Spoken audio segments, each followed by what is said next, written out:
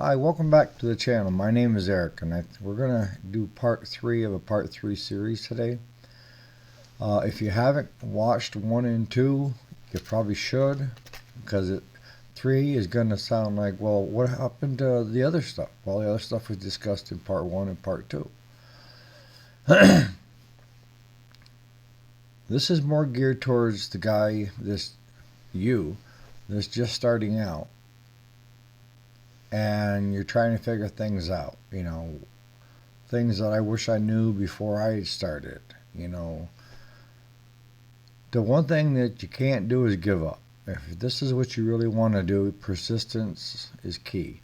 You're going to have setbacks. Some people call them failures. But the way you overcome a failure is by taking a good look at it and finding out what you did wrong and then not do it again. That's how successful people get better. That's called learning. Same thing when I went to college. I had to pay a tuition and the books and else. If you're starting a shop, then you've got to pay out a little bit of money too, where it comes to some mistakes that you make. Time you have to invest into it.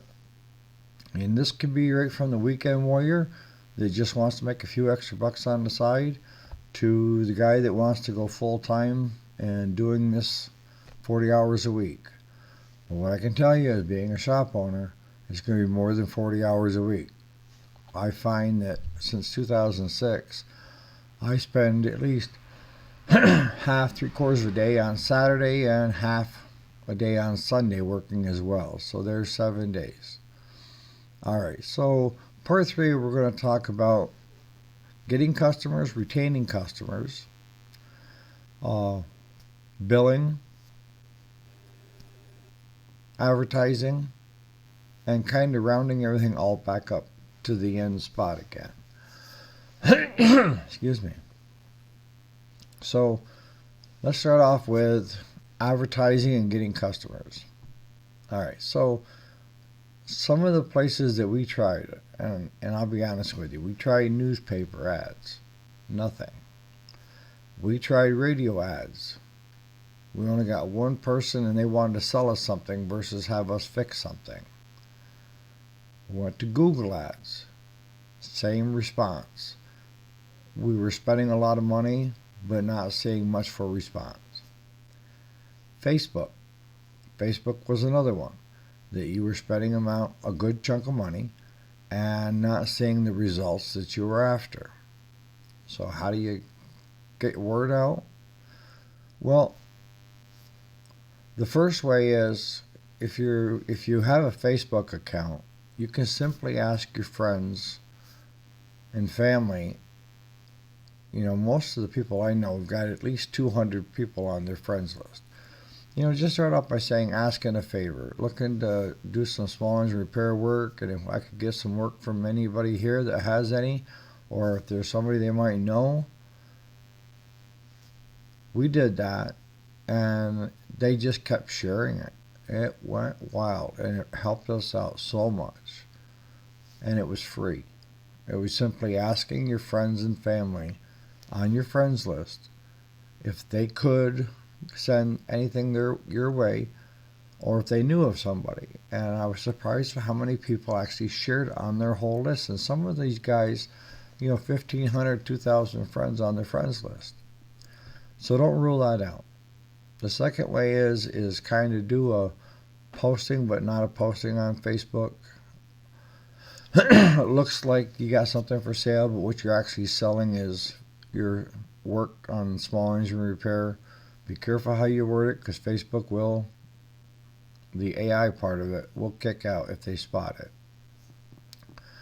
And lastly, that's fairly cheap, is to go over on Craigslist. A lot of the old timers are still over on Craigslist. The ones that will not get Facebook, they will watch a little bit of YouTube, but they won't sign up. So you can put an ad over there. I tried doing it in the service area where you pay to have it put into the service section. We didn't see any responses. So once I posted it in the main ad at the farm and garden, I think it was, did we see any results? And that was more geared towards tractor stuff than it was small engine. The other way you can do it is have a, somebody do up a bunch of business cards and brochures. And that can either be done locally. Look around, there's probably some people that are in your area that are doing it. Or in our case, we went to Vistaprint. Now, Vistaprint, we created the card that we want. They allow you to do whatever you want on it. And we decided that it was worth spending a little extra money to have something nice. And the brochures were the same way. We first started off, we used, I think it was Publisher for Microsoft, and we printed them off on our laser printer and then did the folds. That's fine if you're going to do like 50, 60, but if you're going to do a couple hundred, I would recommend that you hire an actual place that does this for a living. And they'll have it all folded, everything for you when you get there. Now, once you have that in hand, start going door to door in your local area and giving each person 2 cards, saying, if you don't have anything right now, if you know somebody, could you hand our card out? You know, if people like you, they will help you. If you're being one of those, I could care less whether I have your business or not, probably you aren't going to get the business. So those are ideas of how to get customers and where to advertise, and where I would say don't spend your extra money, because you're not going to make any. You're going to. I don't want you throwing good money after bad to like Google and Facebook, and it just didn't work for us. I'm not saying that it won't work for you, but I'm just saying it won't work for us. If you decide you're going to floor plan, then the radio spots, TV spots, and big ads in print, like newspaper, a lot of these companies will co-op with you. And that simply means they'll pay so much of that radio, TV, or newspaper ad as part of your floor planning to sell their products in your area. Alright, so now that we got customers coming through the door, what customers do we want and what customers do we not want? Good question. When you're first starting out, when I first started out, I took them all, and what do they say? Beggars can't be choosers? Well, same thing with me. It was I took them on and I took them all. But I am a people person. I do want to know more about you than just, please give me your money and here's your machine. No. All of our customers are friends now. I make them a friend. That you're helping friends out, and you treat everybody fairly. So when you're first starting out, you kind of stuck with whoever you can get just to make some extra money. Once you get going, then you can start kind of picking and choosing if you've got enough work coming into your base. The ones that you have to be careful of, and I don't want to point anybody out here, but you will get people that do not pay their bill. And when I first started out, I was fixing stuff. I was picking it up, fixing it, and then taking it back, and then waiting for payment that never came. And the stack kept getting bigger of non-payers. And why should they pay? You've already picked your machine up, got it running, and now got it back, so it's not top priority for them anymore because they're out there mowing their yard or using the weed eater, So what I would suggest is to hold on to their unit, whether it be a push mower, lawnmower, riding lawnmower, rototiller, snowblower. Hold on to it with a mechanic's lien. If you are a legit business, you have a business name, tax ID, and all that, then you can legally hold on to a customer's machine until they physically come and pay you the balance of what your charges were. And some, I'll be honest with you, some would just give you the lawnmower or the tiller or what have you, then pay the bill. And then there's others that will just fight tooth and nail that will try to tell you how to run your business and how much to charge them instead of you running your business. That doesn't fly here. I don't raise my voice. I don't get derogatory. I don't drop down below that level. Stay up there where you need to be. And once that customer is gone, make a mental checklist. If that customer comes back and wants anything else done, sorry, we don't have time. But give him the name of another shop in your area that you don't like. Send him that way.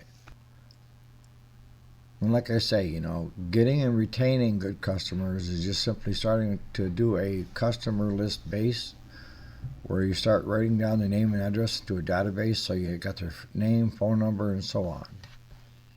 A couple of things that I would look into is creating a business Facebook page that you can advertise through, and also creating your own website for your business.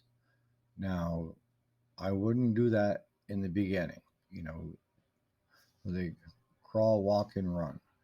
Once you got your shop up and running to where you can do business, then if you have a Facebook page, you'll find this as create pages, and you can create a business page specifically for your lawn and garden. And you can have people headed toward that page for more information or to leave you messages or contact you saying they want your services. Um, a website, most people put up a static website, and that just kind of who you are, where you're located, how to get a hold of you, and so forth. But again, don't do that in the beginning. In the beginning, get started, get your feet wet.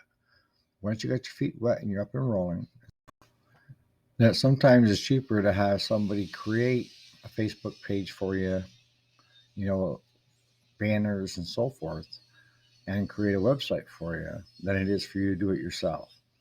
And a couple places you can look is like Fiverr is one of the big ones they go to that you can have people do specific jobs for you. And lastly, we're going to talk about billing of how do we do it. So, as I've said in some other videos that I've posted, is that we have a general idea of how long it takes for man hours for each unit that comes in. Like a riding lawnmower is an hour and a half. That's how we bill. Push mower, half an hour to an hour, but most often half an hour. Snowblower, half an hour to three-quarters of an hour. As you get proficient at it, you may be able to do that riding lawnmower in an hour's time. But if you bill for an hour and a half straight across, everybody's happy. You can either get like QuickBooks or any of the other softwares that are out there, or you can simply do it by using Excel, creating a sheet, blank template, and doing invoices that way. All right. So that's how we do our billing. But I hope now, with this being a three-part series, that you kind of got a good idea of where you want to start and where you want to end up, and that this is really for you. And I hope it's been beneficial. Uh, if you do like it, please like and subscribe. We greatly appreciate it here at the shop, and it will kind of lend it more to what do you guys want to know more about, because I'm more than willing to help you the best that I can. So on that note, you guys have a great day. Catch you on the next video.